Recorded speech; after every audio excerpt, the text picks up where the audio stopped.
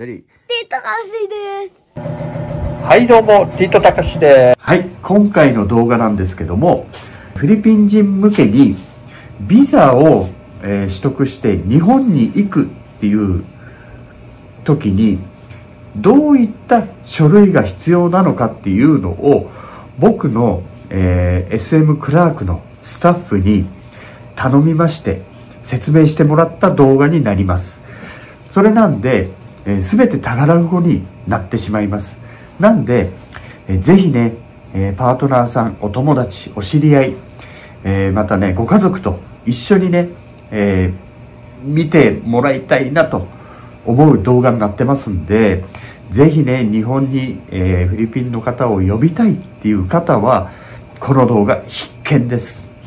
なんで、一緒にね、フィリピン人のパートナーさん、お友達、ご親戚、そこらにすれ違った人でもね、声をかけて一緒にご覧ください。かなりね、わかりやすい説明になってますんで、これをね、何回も何回も見てくださったら、手続きに来た時に、あれが足んない、これが足んないっていうのはなくなると思います。1回でね、申請が済むと思いますんで、ぜひともご覧ください。それでは早速、どうぞ。Masarap ako initially on arrival sa Japan yung pinaka-last days. Hindi ko nag-adjust na yun. So, kahit Nag-adjust ano si yung Aaron ng oras. gising. No? Kasi may motor na siya. Kaya usually. I feel no Hindi na ako nag-walk.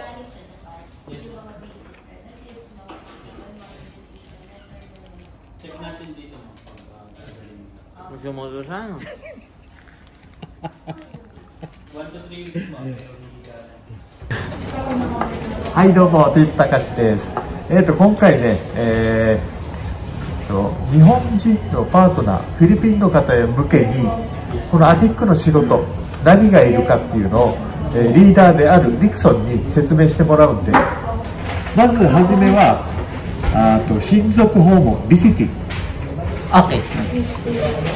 So for the list of requirements, yung mga ipoprovide na mga documents kapag ang purpose is visiting relatives. So yung may mga relatives sa Japan na mag-a-apply ng Japan visa.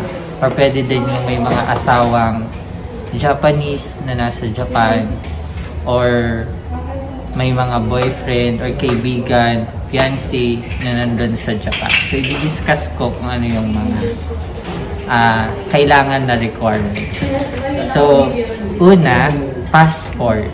Kailangan yung passport is merong signature or sign dun sa page 3. And then, second is yung application form.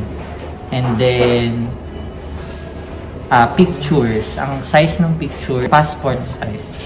So, yung picture kailangan passport size or 4.5 by 3.5 centimeter.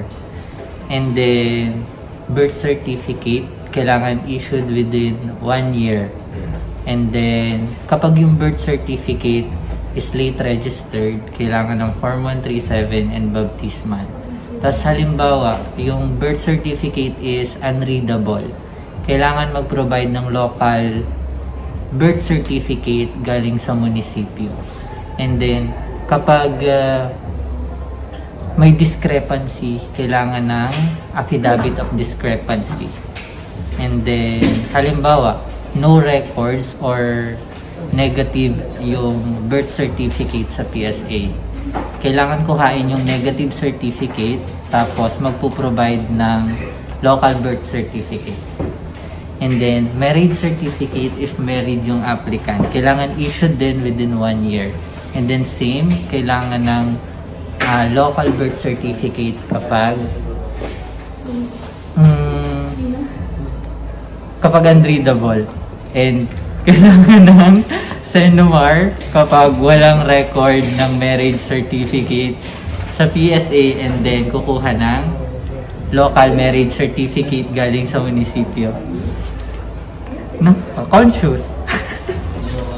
Tapos, halimbawa kamag-anak yung nasa Japan, so kailangan i-provide lahat ng birth certificate or marriage certificate para ma-connect yung relationship between dun sa applicant and inviter or guarantor. Halimbawa, tita. So, kailangan i-provide yung birth certificate ng applicant, birth certificate ng parent mo, na kapatid ng tita mo na nasa Japan, at saka yung birth cert ng tita mo. Yun, ganun. Tapos halimbawa, ang magsha-shoulder ng expenses is yung applicant. Ang magpo-provide ng financial documents is yung applicant. Like yung bank certificate, kailangan issued within 3 months. And then, ITR or yung income tax return. Tapos, kailangan ng invitation galing sa Japan, itinerary or yung day-to-day schedule sa Japan. Sa paggawa ng itinerary, importante na kumpleto. Halimbawa, 15 days kayo mag-stay sa Japan. Importante na kumpleto yung 15 days na itinerary. Kailangan yung day 1 is arrival in Japan. And then yung day 2 hanggang day 14 yung mga activities ilalagay. Tapos, yung day 15 is departure from Japan, going back dito sa Pilipinas. Tapos, kailangan ng residence certificate or yung JUMIN nyo. Sa JUMIN nyo, kailangan yung sa inviter or sa guarantor. Tapos, kailangan nandun lahat ng details.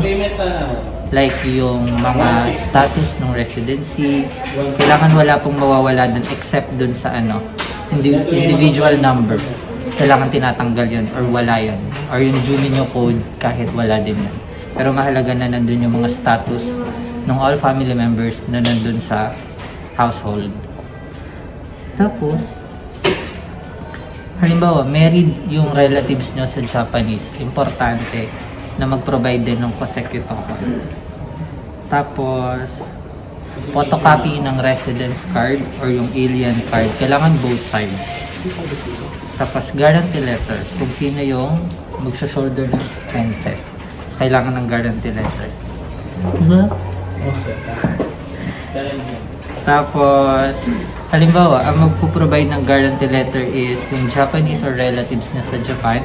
Kailangan nilang mag-provide ng mga financial documents like yung Shotoku Shumeisho or income certificate, tax certificate or Nozei Shumeisho.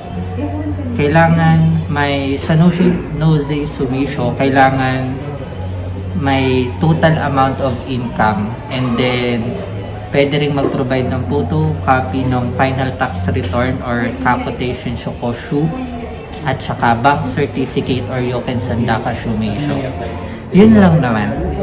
And dun pala halimbawa ang guarantor nyo is like yung boyfriend or fiancé mo or friend, ang proof ng relationship, so hindi siya mapuprove through birth certificate or marriage certificate. So, ang kailangan yung i-provide is pictures together or mga conversations together, proof of remittances, ano pa ba?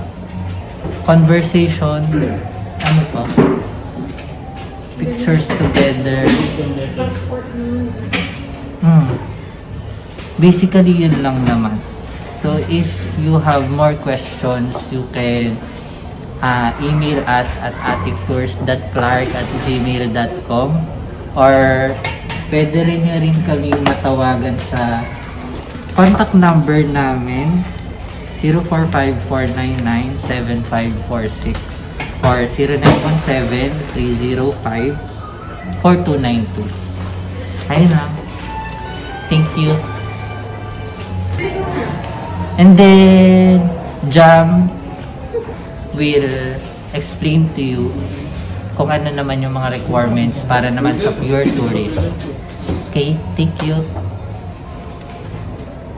Konnichiwa, I'm Jam Des. Explain ko kayo yung for tourism. Yung kailangan lang po is passport. Dapat may signature siya sa page 3. And then, for the application form, available siya dito sa office. And may available din sa mismo website ng Embassy of Japan in the Philippines. Once na pinrint niyo siya, dapat naka A4 size yung bond paper. And then, kailangan mo din mag-provide ng PSA birth certificate issued within 1 year. And then, kung sakali man may late registered sa mga birth certificate, kailangan mag-provide ng baptismal certificate at saka Form 137. And then, if married yung mga applicant, kailangan mag-provide ng marriage certificate issued by PSA din. And dapat valid siya within 1 year din. And then, for the itinerary, kailangan kasi natin magpasa din ng ganun. One of the basic requirement yun. Hindi naman necessarily kailangan ng mga confirm booking ng hotel and airfare. Pwede naman kayo maglagay dun ng mga tentative na pupuntahan nyo or kung saan nyo balak magstay doon sa Japan. Dapat yung day 1 natin, arrival, and then yung pinaka-last day is departure for Philippines na siya. And then, kailangan natin mag-provide ng financial documents din.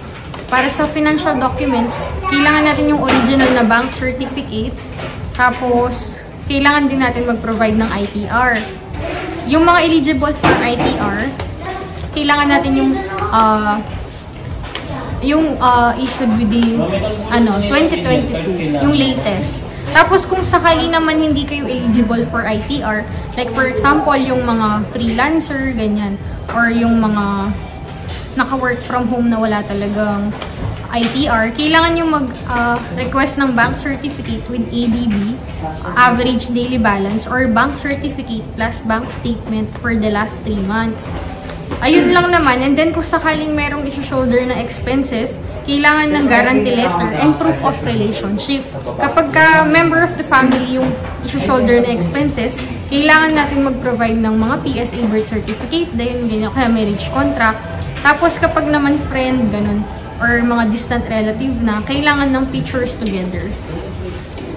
And then, aside doon, meron kaming mga available na other services dito, or mga available products. Meron kaming available na SIM card for 8 days, 10 GB na siya, 1.6 lang siya nun. And then, meron na din kaming for 31 days, 30 GB siya, 2,300 pesos siya.